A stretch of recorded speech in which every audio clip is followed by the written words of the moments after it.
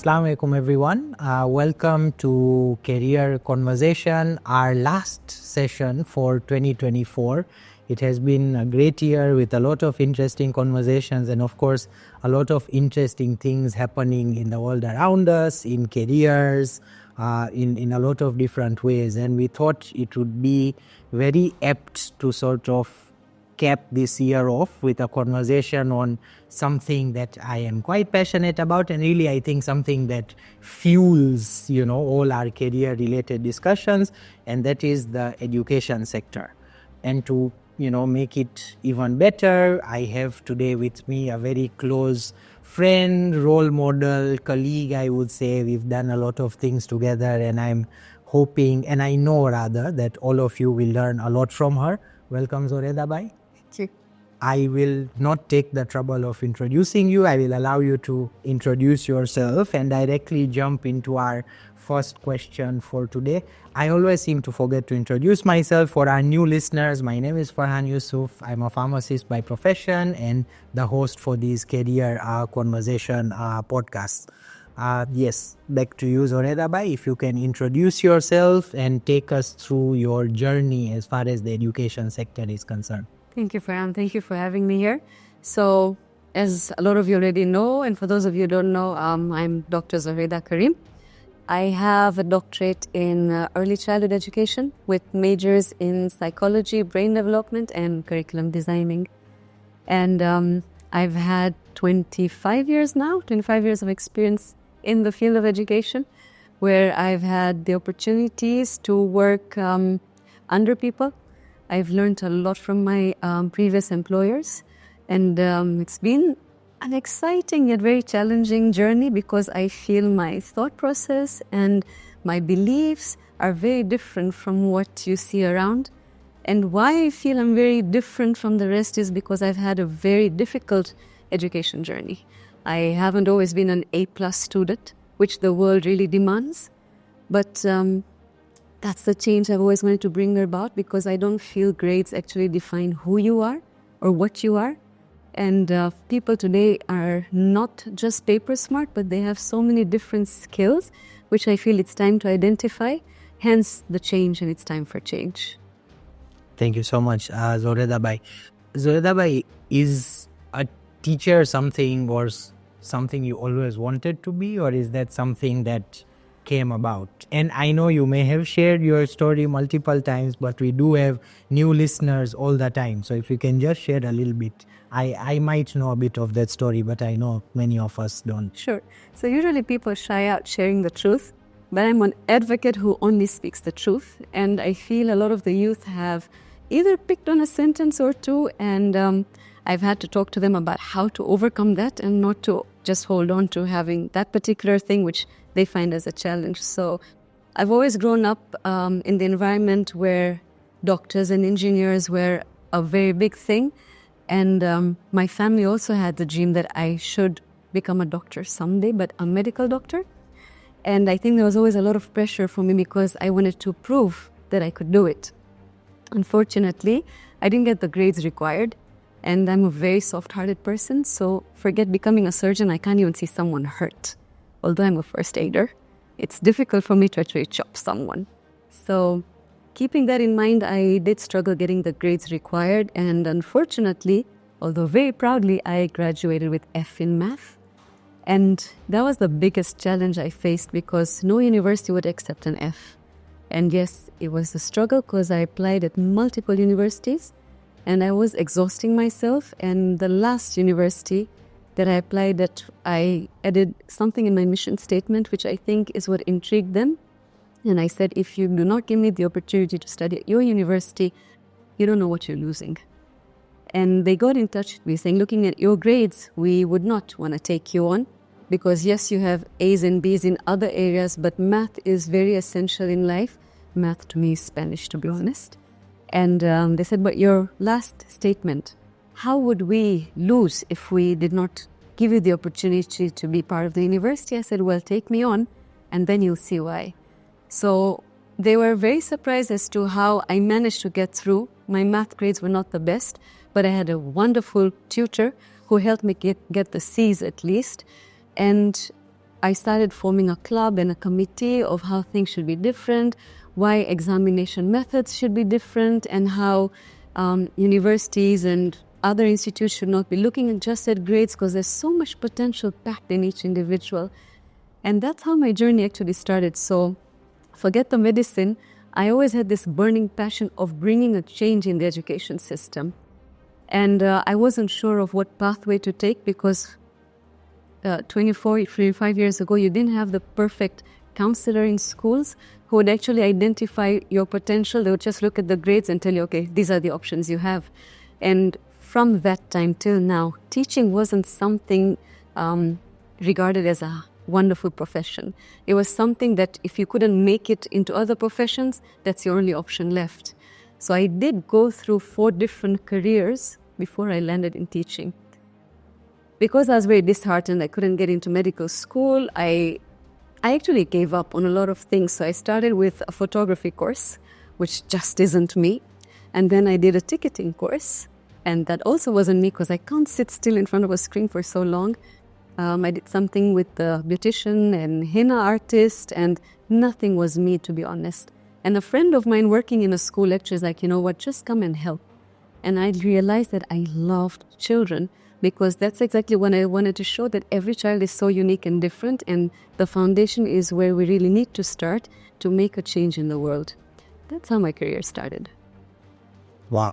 Thank you, Zohraida. And so many lessons right off the bat, just in what you have mentioned, right? I see elements of, listen, students, when you hear someone say that doesn't mean you need to stop striving for grades. Exactly. I think the message and the lesson really is that you should not be limited by your grades. Right. Always keep striving to get good grades, but do not be limited by them. There's a lesson somewhere in there about perseverance. There's a lesson in there not just for the students, but I think for institutions as well, right? When it comes to universities, many of our schools, I think we need to sometimes take chances on people.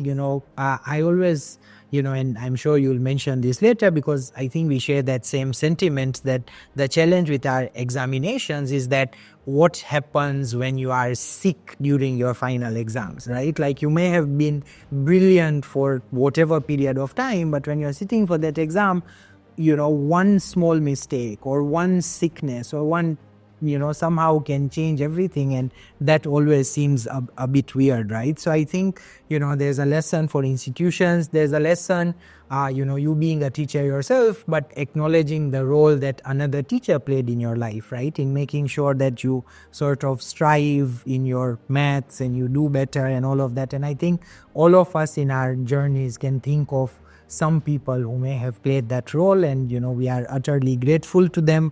There's a lesson about the importance of career counseling, which is why we are doing this podcast in the first place. And I hope that as a country, and I think globally, we are able to push more for career counseling as much as possible. I know back in our days, and probably in your days as well, there was this saying, education is the key to life. I think many of us have grown up. I always say to people these days that lock now has multiple openings, and there are different keys to that lock, and education is just one of those locks, right? There are a lot of other factors out there that you need to sort of think about.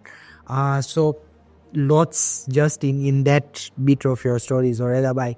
I would love to also hear about your PhD journey, right? Because I think you are our first guest on this podcast that actually has a PhD, and I know that is also something that people are often sort of intimidated by, myself included. I think I've multiple times sort of thought about, do I want to do a PhD? Maybe not. It seems too theoretical. So tell us a bit about your PhD journey specifically. Sure.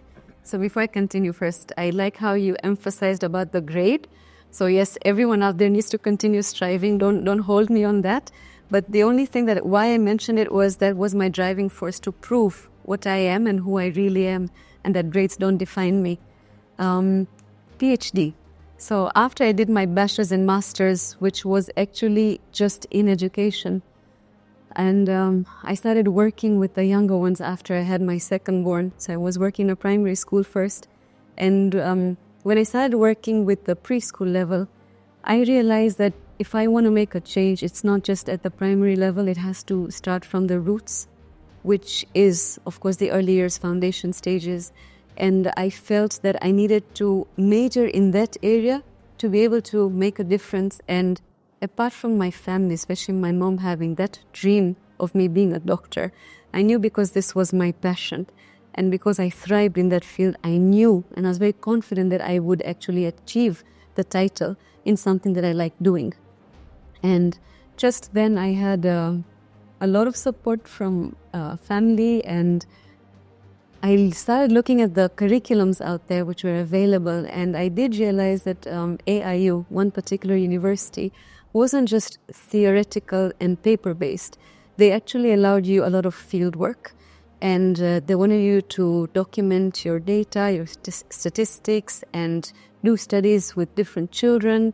And there was something that I really wanted to do, and like studying the brain development, the synapses, the brain scans. And I wrote to them saying that I'm not a person who actually wants to dwell further into studying because I'm happy with what I have. But when I shared my mission statement with them as well, when they realized my passion, they said, you know what, take 3 years to finish it. Do it at your convenient time, and there won't be any pressure from us even if you need an extension. So I feel the support I got, and because they understood where I come from and they knew what I wanted to achieve, I was like, okay, let's give it a shot. And I just felt, not taking any pride as such, I really felt that the education sector needed someone who'd understand things a little more deeper. I wouldn't say better, but a little more deeper. And I've always wanted to give back to the community and to the country at large, because whatever I have got is from the country, of course. And I felt that I could only make a change with a degree to understand every minute detail in the education system. So that was my driving force of getting the doctorate. Zohraida, I don't think you mentioned this. So where did you study your bachelor's and your master's and your PhD? Just so people know the locations where you've done. Sure. So my bachelor's and master's were from Mumbai University, because my primary education was in IST here. I then moved to a boarding school for high schooling, which was in Pune, India. And I then went into university in Bombay itself, so Mumbai University, for my bachelor's and master's. And I think where I really struggled was the shift between IST and India. So it was a wonderful curriculum here, which kind of expressed who I was. And then I moved into a different curriculum, which I enjoyed as well, but it was a shift from 4 subjects into 13 subjects. And that's where I struggled, to be honest. I loved what I was doing. I loved meeting new people. There were teachers who really understood who I was. But then there were those expectations as a school as well that we definitely have to live up to. Those are different curriculums. And that's what actually pushed me out of my comfort zone to bring that change, because I struggled.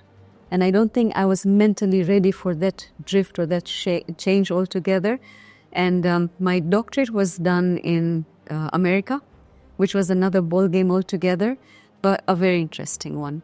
And I think they already understood the ideology, because that's why different curriculums have been coming, and it's growing very fast. We have the IB curriculum, the Cambridge, we have the NECTA as well, and then we have the Canadian curriculum, the Singaporean curriculum. So when you look at this as a curriculum designer, if you take the best practices from all of them, and not just focusing on one. Yes, you have benchmarks and exams to sit for in the end. But I feel that if we put all of these together and deliver it in a way that all multiple learners can learn, I think that's beautiful. So these were where my degrees were from. So Alhamdulillah, I've been blessed with various countries, various curriculums, and I think that has really helped me during my journey. And I mean, I think even as we move into working and all that, just generally, I think being a part of or observing what is happening globally, being a part of different groups, etc., even if you have not studied abroad these days, there's a lot of concepts that are like communities of practice, etc., where you can come together with different people. It definitely helps. What I also like, Zohraida, is that you keep mentioning that, I email this person and I email this university, and that just shows, I think, a level of proactiveness that I think is also important for people to see. I talk to a lot of like students, etc., who, don't approach things because they're like, oh, this is too difficult for me, or I don't live up to, for example, the expectations. And I'm always like, what do you have to lose, right? Like, if you are already feeling like maybe you are not eligible for something, that should make it even more easier for you to reach out, because you're already assuming the worst anyways, right? Like, what would it take away from you? So I think that's a very nice lesson that I hope many of our listeners, especially the students, take with them. Take us through a day in Zohraida's life, especially from a professional perspective. Like, what is it that you do on a daily basis?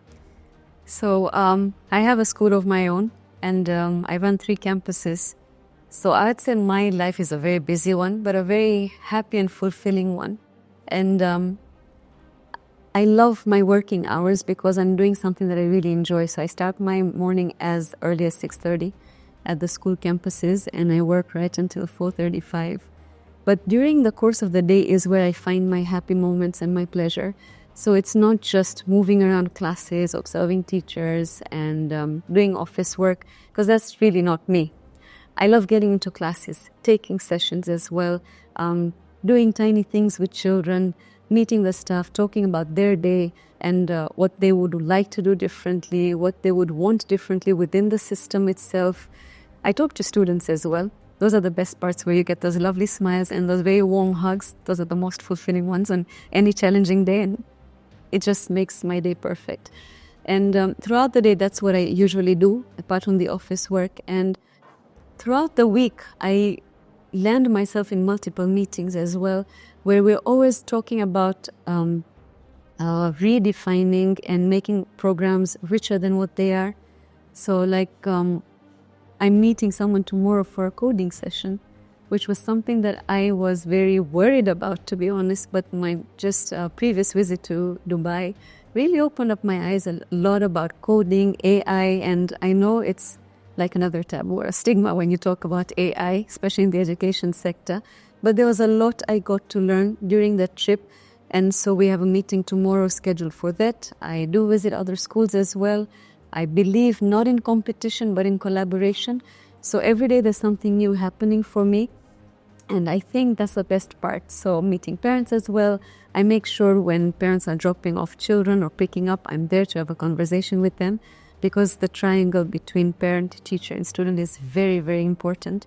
So alhamdulillah, there's always something very new and exciting happening, apart from overlooking the curriculum and doing a lot of teacher training sessions. And that's what my day is like. That sounds like a very busy day, and kudos to you for doing all that.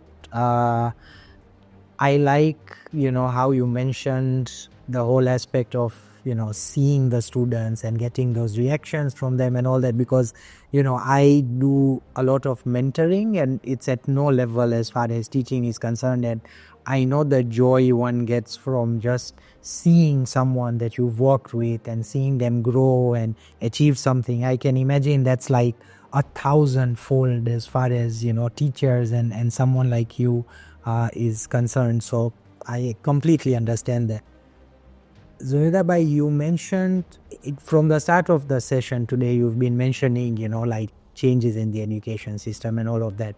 Can you talk to us about some of those changes that you are making in your own style of teaching, or in the way you are running the school, etc.? What are some of these changes that you are trying to bring? So just apart from me, I know a lot of schools are already implementing these changes, which is beautiful to see. But as a school, what we do differently, I would say, is how we assess our children, how we treat each child as a unique individual, keeping in mind Howard Gardner's research on multiple intelligences. We do not raise children who are paper smart. I don't believe that the market out there needs anyone paper smart anymore. And whatever lesson or topic we deliver is very hands-on, because that's how children are today. They only learn by doing rather than listening and implementing. So whatever topic, there's a lot of data analysis, there's a lot of hypothesizing, trial and error, problem solving, and we deliberately make the topics more challenging for them to ask questions like who, how, what, why, where, and when. We do not want to raise children who are puppets and simply listen to teacher instructions rather than ask the teachers questions, because if I see a puppet being raised in class, I know my teacher is not doing the right job. But if the students are asking questions and challenging the teachers, that's what we want to see today. And that's the kind of children we want to raise. So as a school, I feel that's what we're doing very differently. When it comes to assessment, the world out there is about paper assessments. I am not. But unfortunately, there are certain benchmarks that we need to follow. But we minimize the amount of paper assessments we do. We have a holistic approach, so we do the hands-on assessments. We do the critical thinking assessments where we provide them with a problem and they discuss with us how to solve it. So we're also assessing their thinking process, and they do have the paper assessments as well. So with my primary section right now, we only have year 1 to year 4, and we increase a class each year. And we just got done with our assessments. So yes, we had the paper assessment, but we had a whole setup where they had the hands-on assessments as well, and there were 5 or 6 different varieties, where each child did what they needed to do. They explained to us the process of what they were doing and why they were doing it and how they achieved their answer. If I went through that, I probably wouldn't have had the F in math. And then whatever concepts they explained to us were the concepts that they took onto paper. So even those who are not paper smart understood what they needed to explain on paper. So we covered all our benchmarks, we did the paper assessment, but we did it through a way that the children could understand what they were supposed to do, rather than just producing the paper. And usually when I see a paper, I go blank. Because yes, I've studied, maybe crammed as well, which I do not like, but when I see the paper, I get a brain freeze. So we're moving out of that system. So I feel that's what we do differently as a school. Okay, and what has according to you, what has the acceptance been like from the students, from the teachers, from the parents? Because I know, and we were just discussing this before we started talking on the podcast, change is difficult. A lot of people find it very difficult to adapt. What has been your experience with that, and how are you ensuring that the people around you are ready for those kinds of changes? That's a lovely question, and a lot that I can share on that. So change is healthy, but acceptance is key. So with a number of conferences, alhamdulillah, I attend and present it, there's a lot of insight I do get. And when I come back home here, we have parent training sessions. I have a lot of one-on-one conversations with parents. Looking at the presentations I do, it's a lot out there on YouTube channels, the TED Talk that I've done as well. I feel parents have learned how to trust me by understanding my concept and understanding where the world is also going and where we're moving into with the 21st century learning methods. And talking to these parents, gaining their trust has what has supported me into moving out of the exam methods or the traditional teaching methods. So the one thing that's been very important is parents' trust, but it hasn't come very easy. A lot of discussions, a lot of presentations, a lot of sessions, not only with myself, but bringing different experts from different fields as well. And when they have addressed that how our teaching systems need to change, be it a doctor, be it a nutritionist, be it an engineer, which are still the happening professions. And when they explain why they would want to be different from what they were, or how they would employ someone with different skills, parents have started accepting the change. Not only that, when it comes to my teachers, I would say I have been blessed because a lot of the teachers I have already taught in school. I may not look as old as I am, but I am quite old. And a lot of these teachers also, when I used to run teacher training sessions, they were my students, so they understood how different I am. And when they come to school, we provide a lot of teacher training support, which alhamdulillah, they have also received very well. And they now understand the change that I want to bring in school. And as a team, we've worked very strongly, I would say, to make these changes happen. So teachers have accepted it, parents are still accepting it, and students, of course, from day one have loved it because it is what they want, and it is who they are as well. So it has been a long journey, and that's why the frustration when I've worked under people, which was that's what forced me to have a place of my own, and blessed with a strong team, I've made it happen so far. Great. That's great to hear, and that's why I asked that particular question. And it's nice to see that parents are sort of buying into it, because I do think, one of the good or best practices in education is taking the parents along. Definitely. But sometimes there's also this, parents might think like, why is this school engaging me so much? It's people are leading very busy lives, there's multiple things going on. So I think definitely the process of sort of educating the parents as well and sort of bringing them on board, I'm quite sure it's not very easy, but at least there's something that's happening, and perhaps that can be learned from. Because again, even with career counseling, right, or with many of these career conversations that we have, I have noticed, and I'm sure you have as well, that sometimes many a times actually it's easier to get through to the students and be like, this pathway might be better for you, keeping in mind all the things that are going on around us. The difficulty is in convincing the parents, right? Because they will tell you, examples of people who 20 years ago did this and were successful in life, and it becomes very difficult to explain to them that yes, 20 years ago that worked, now maybe not so much. And so yeah, I completely understand this struggle with parents. So Zohraida, you mentioned something interesting about calling engineers, etc., to your spaces as well, so that they are able to talk about market changes, and you call them the sort of high performing careers or high interest careers, etc. So I would like to refer to an article that I read just on Friday actually in the Citizen newspaper, and the article was titled, and people can go and read it if they want to, Tanzanian students, why you should embrace these high demand courses. And the initial sort of part of the article says that according to a recent survey conducted by the Citizen, the majority of Tanzanian graduates are teachers, a profession that has seen declining demand. Many teachers, many teaching graduates from as far back as 2015 are still unemployed. It also mentions that specialized teachers in science subjects like mathematics and physics are probably better and can be more employable versus general education graduates, like people who are doing general degrees in education. Now, as an educationalist yourself, and as someone who is also running an establishment, a school, etc., what do you look for when you are hiring a teacher?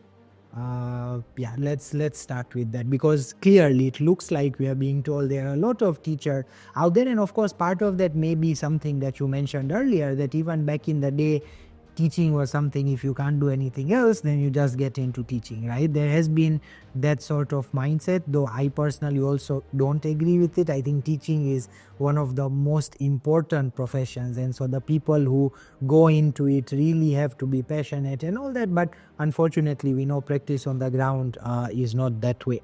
So yeah, what do you look for when you are hiring teachers?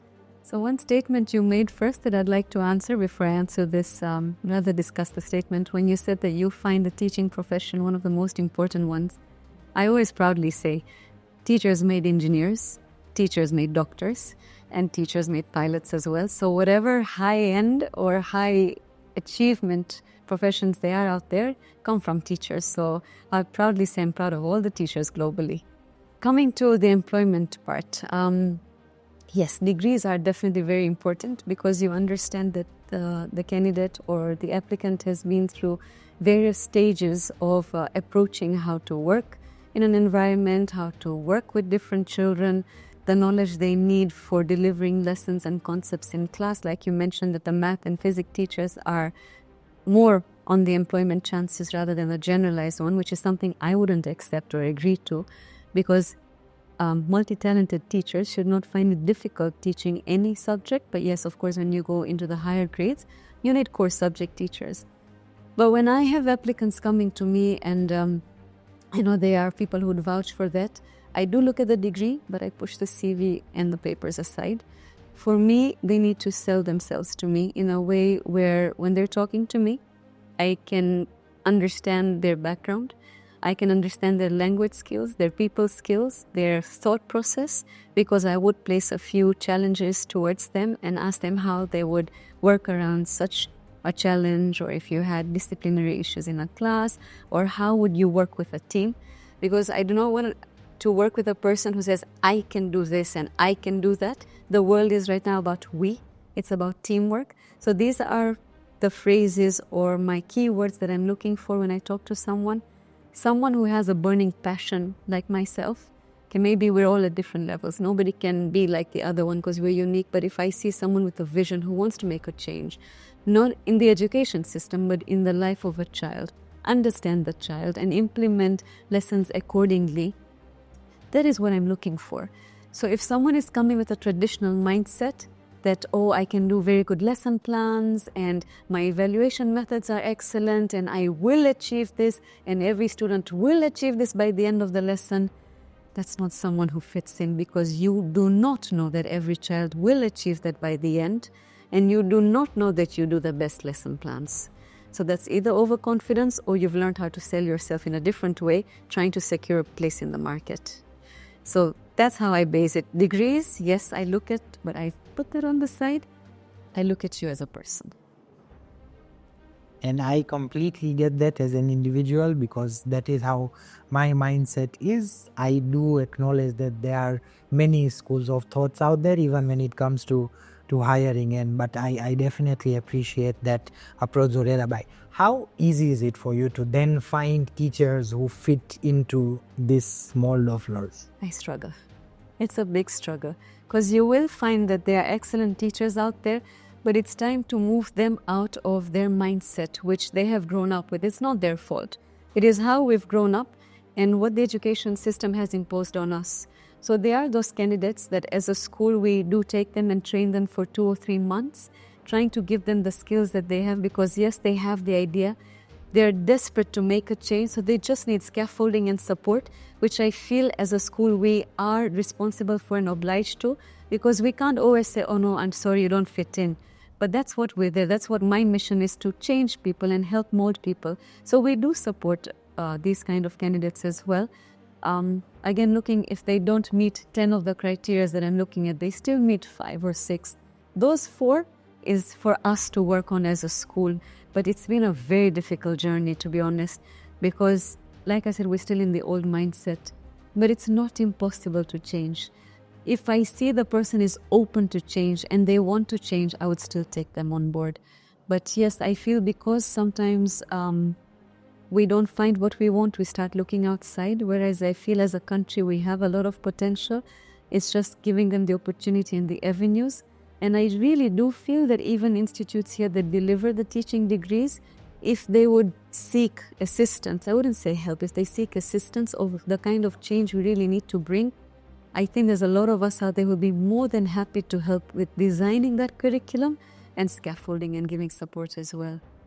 Yeah, and I think the conversation around skills mismatch, and is the education system really producing what the market wants, etc. Those are conversations that we keep on having. I do know that the Ministry of Education in Tanzania has been trying to do that, setting up sort of these private sector groups that can support the universities, advise on what is it that actually the market wants, etc.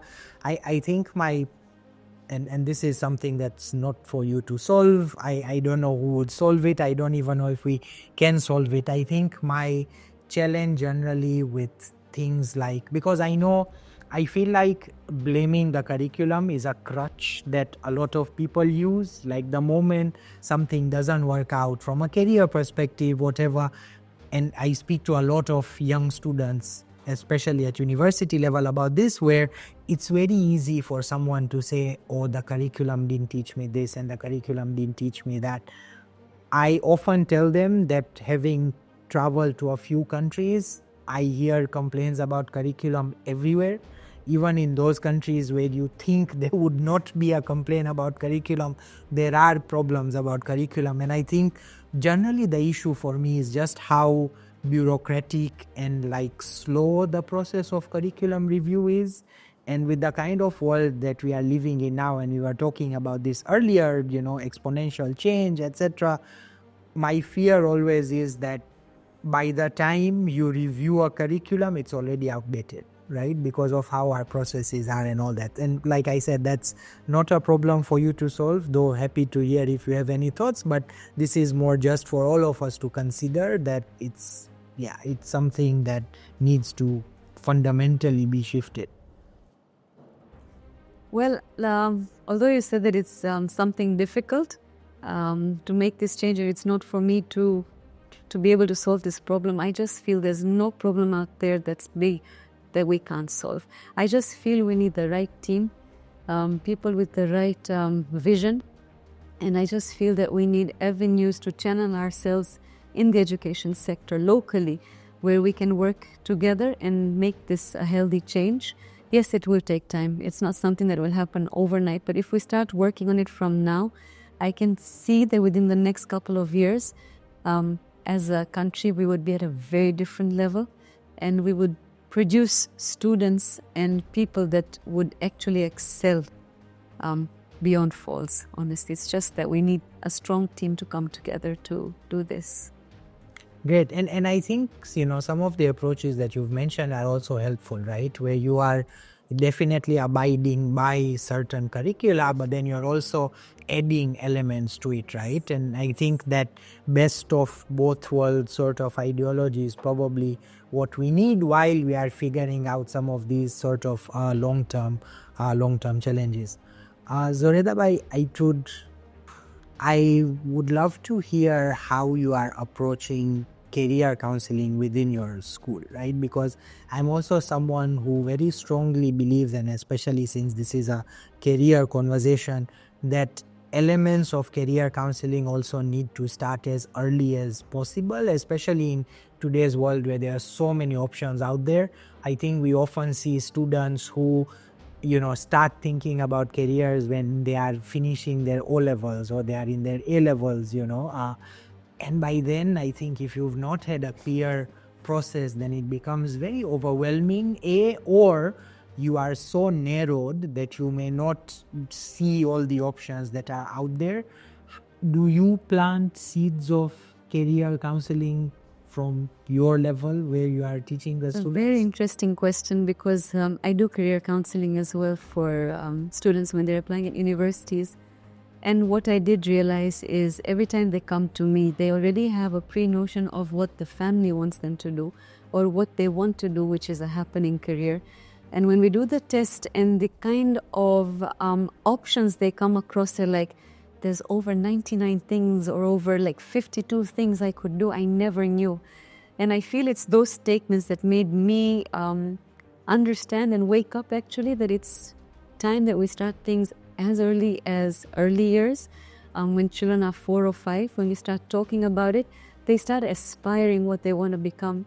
And usually even in class we talk about community service, professions, which is part of the curriculum. It's not something that I've created. I would say the approach we take is very different, because when we talk about it in class, we would also say that how do you get food on your table? And literally children say, oh, I go to Shoppers Plaza and Village Supermarket and buy my vegetables. And we're like, yeah, but that's where you buy it from, but where does it come from? And then we talk about farmers, which is something not many people talk about. And you have children coming from outside and they say, I'd like to become a mailman. And everyone's like, a mailman? And then we talk about all different kinds of careers from as young as 4 years. And you will notice, rather we have noticed as well, that their thought process keeps changing. And yes, we do start very young and we value all their opinions and we add on that, oh, this is excellent, you should actually look into this. And we bring it on as a research topic within class where they get information from their parents, from relatives, from friends, from teachers by interviewing and discussing. And then they come and say, actually, I wanted to become a pilot, but when I was talking to this person, I enjoyed becoming more of a farmer, or I want to become a fisherman. And you'd wonder that why a fisherman? They say because it is about the oceans and I want to study the ocean and it's not a very easy thing to catch fish. and I would like to study the species. So you understand that they have so much in-depth of curiosity that you need to ignite it really early and not at O levels anymore. I think it's time to make that shift of mind as well, because there's a lot of professions out there, and if you really want to work with AI, it's time to change. Yes, and I know we promise each other to have a separate conversation about AI at some point and how that is going to change and disrupt everything in the years to come. But definitely, I'm glad that you are sort of planting some of those seeds early. I hope the other schools are as well, just because, like I mentioned, I think it's very important for that process to start early on. The other thing, Zohraida, I would like to ask is, according to you, I know we've spoken about how, a lot of people still think about academics. As someone who is, running an institution of your own, what do you see as the role of extracurriculars in terms of like growing students and helping them learn? In fact, I feel like the way you've described your curriculum, maybe you're actually merging the two, and it's not really extracurriculars, but for many of our schools there's academics and then there's extracurriculars. What do you have to say about that? So I feel limiting myself as a school that we do all the exciting part after school as a program, and the children are unfortunately forced to choose one particular activity they can do in a day. I don't feel it's fair. So we try to, like you mentioned, include it into our curriculum as much as possible, but then there's only a limit that you really can. So the extracurricular activities that we look at is usually more of the life skills, which I think, again, is something that we don't look into as a proper curriculum during school hours. When I went out to boarding school, I needed to know how to stitch. I needed to know how to cook certain items. And I feel that these are things that we as parents, and I'll put myself into that category as well, we wait until they're 16, graduating, and then we're like, okay, you really need to know this, so now let's start. But had we started earlier, it wouldn't have been a challenge, or it wouldn't have been stressful for them, thinking that, oh my God, I'm now going out alone into the real world. I don't know how to cook, I don't know how to stitch, I don't know how to do basic things in life. But I also know that parents are bringing this change. Extracurricular activities, usually we choose things which are exciting to children and not facilitating or catering to the needs of parents. So things like coding is something that we're introducing gradually, and we've seen a lot of hype for it, a lot of interest from the students. Things like drama. There is a hidden talent that so many children have, but I don't know why we're not tapping into it. And it's not like I'm talking about doing musical performances. Basic stories that are legend stories that definitely we can bring a twist with how we're moving into the world right now. I feel these are skills that children love, and they can actually talk about who they are and what they aspire or what they see through their little eyes, and they express themselves beautifully through drama. And we had almost 43 children sign up for drama club, not because the parents wanted it for a change, but because they wanted to.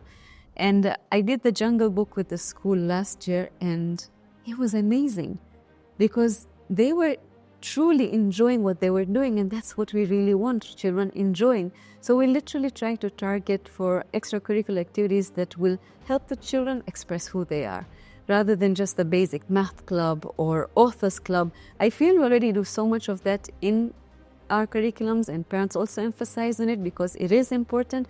So what we do after school is something totally different from the curriculum.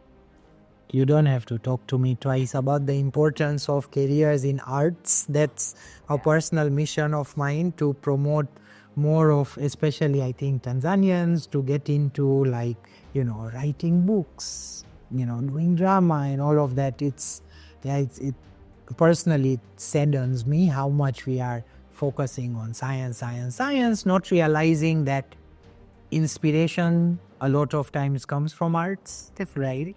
And when you look at many of the developed nations, you see that as much as they are very science oriented, they'll also really push for arts. You'll see amazing museums, you'll see a lot of activities that are arts related, painting, etc. And I think it's important, as you mentioned, for students to express themselves, for students to get inspired, for them to think outside the box and not be necessarily defined by the laws of physics. Since we keep on talking about AI, I'm always telling people how it's very interesting to me how science fiction is now becoming just science and the fiction is going away.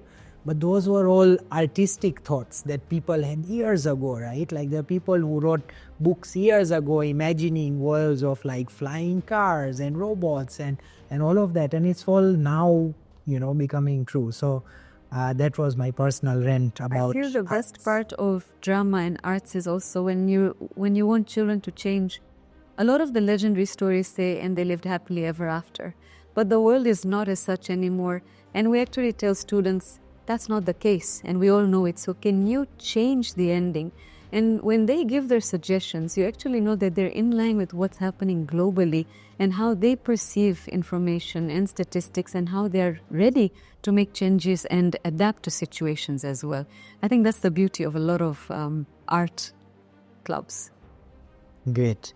Now, I know I can go on for 2 hours, but we don't like making this podcast that long. So just to wrap things up, Zohraida, by your, I guess, parting shots, as they say, how would you sort of, encourage people to get into teaching as a profession? Just a few words on what they should be thinking about, anything that you want to say to parents, to students. This is your time. So to students, I would like them to continue dreaming their dreams and living their dreams. To parents, I would love to say, do not dream your dreams through your child, but dream your child's dream with them. And I'm using the word dream too much, but I've been through that process and that's why I'm saying it. And I'm trying to retract my thoughts actually. And I'd also really encourage parents to read the book that I've written that says, Let Me Be Me, because it literally talks about allowing a child to grow like a child. And to those who are becoming teachers, I would say that you're chosen for such a profession where God is entrusting you with about 20 to 25 lives each single day for whom you're responsible, and you are molding their lives. So for teachers out there, you're actually coming into one of the best professions and the most fulfilling ones that creates the other professions out there. It's just your mindset and your concept, and it's about finding happiness through what you do. What a beautiful note to end this session on, but also to end the year on. So thank you so much, Zohraida Bhai, for your time with us. And thank you to all our listeners who followed this podcast throughout the year. Wishing everyone a festive season and Happy New Year in advance. See you in 2025.